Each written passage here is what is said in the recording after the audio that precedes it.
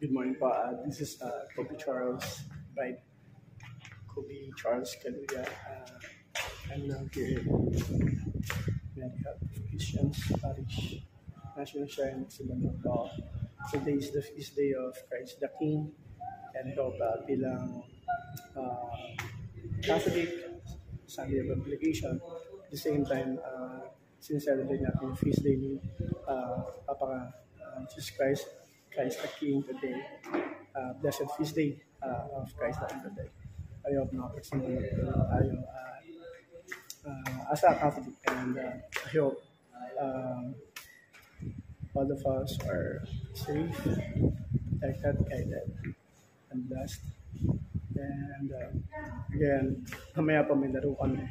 At today is November 24, 2024. Ayun nga po, Christ the King, feast day. Mamaya po sa Barangay San Marino po, City Lias, Parañaque City. We have a basketball game against the mighty Element. Team SRC, that's our team, St. Rita College, Batch 90. Together with the Barangay Sukat players. So selection po yun.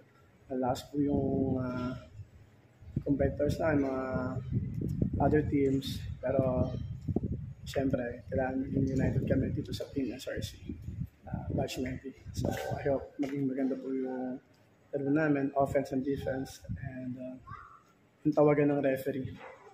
Yung referee kasi minsan yan yung nag-design ng game. So I hope they let us play the game. Okay? And again, magsimula po tayo bilang Catholic and sa Catholic obligation.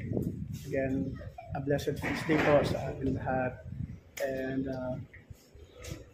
a blessed feast day of Christ the King. May God bless, guide, and protect us always. This is Charlie Bright Kobe Charles Kaluya.